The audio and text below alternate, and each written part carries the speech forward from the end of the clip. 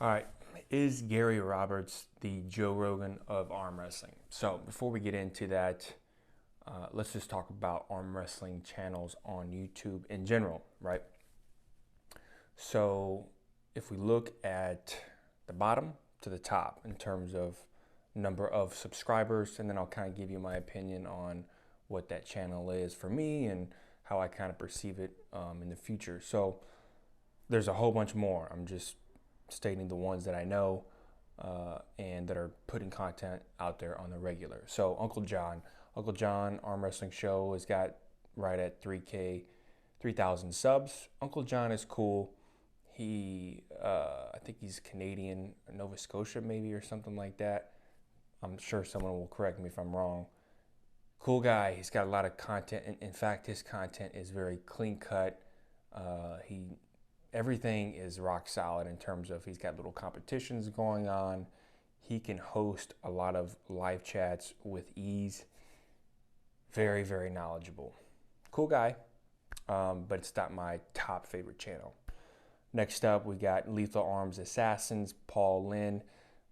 Paul Lynn's the coolest dude, right? He's a super humble guy. Not only is he a good arm wrestler, but he also puts content on Lethal Arms Assassin. Got really cool apparel line as well. His videos are not as frequent, but they're very informational in terms of maybe some training.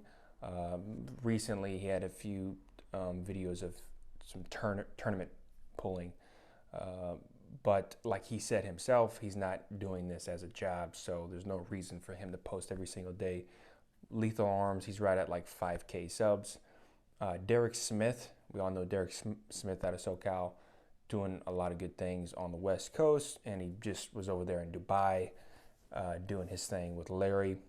Derek is also a very informational guy. Just by him with Larry Wheels, the way he was talking with him seems like the best coach ever. By him describing some of the things, I wish I kind of started pulling with him first because he breaks it down so simplistic. Very cool channel. Of course, he's running the Reddit. He's also got I think he's got an Instagram. Yeah, he does have an Instagram. And then his channel, again, is informational and does a lot of live chats as well. So right after Derek Smith, again, I'm probably missing some people. I'm just telling you what I'm seeing on my YouTube feed and what I'm listening to. We got Neil Pickup. Neil Pickup is right at 7,000 subscribers. He's cool, right? Don't get me wrong, Neil Pickup is cool. He has lots of other content creators constantly on his channel, does lots of interviews, but I'm just not a fan of, how do I say it? I'm not a huge fan of how he presents the content itself. And he likes to joke a lot, which is cool, but it's not always funny. Like Neil Pickup, you're awesome, man. Your jokes are just not that hilarious. Maybe it's the accent. Maybe I can't get past the accent. Maybe that's what it is. Other than that, awesome channel. Neil's gonna be around forever. Again, he's right at 7,000 subs. RVJ, new up and coming channel that he just put out on YouTube. We already know his background, so we're automatically gonna subscribe. Comes out with a bang with Ryan Boeing, and there's a little fiasco there. He's also doing informational stuff, some training tips, and he's just plainly speaking in his own character, and he's not holding anything back really. So I love the channel, and if it pops up on my feed, I'm automatically going to watch it 9 times out of 10. Again, RVJ at 6,000 subs, and then we have a little bit of a jump to Travis Bajan's channel.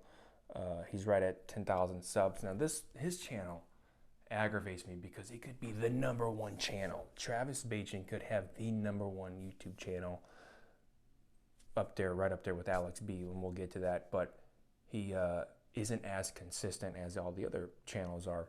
Reason being is he's got a family, I'm assuming. He's super busy with that. He's got his own revenue generators and other businesses and et cetera, et cetera.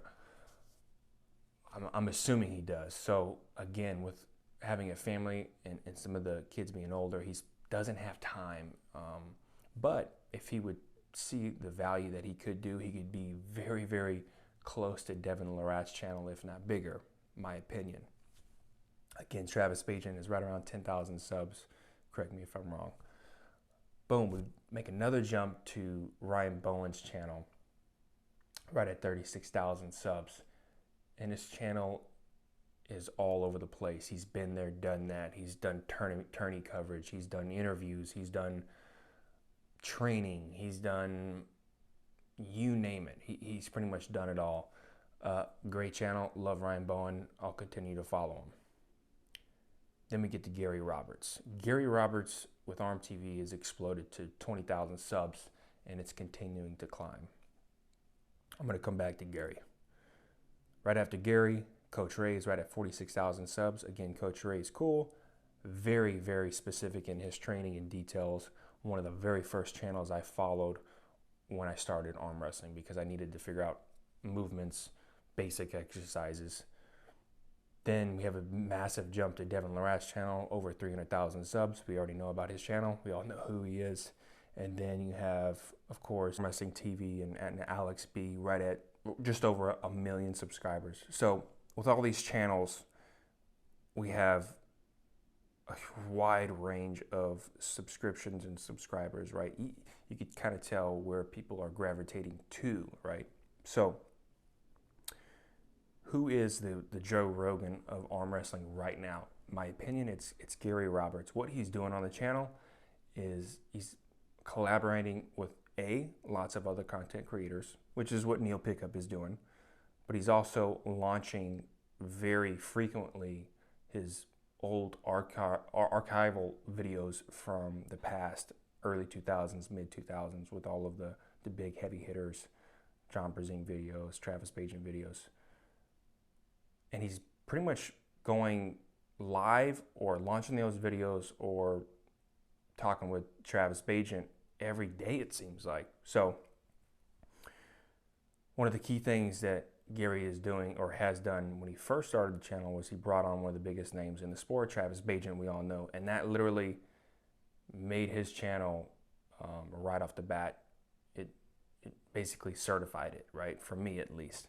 I'm not gonna lie, when I first started listening to Gary Roberts, I'm like, dude, this guy is whining a lot. You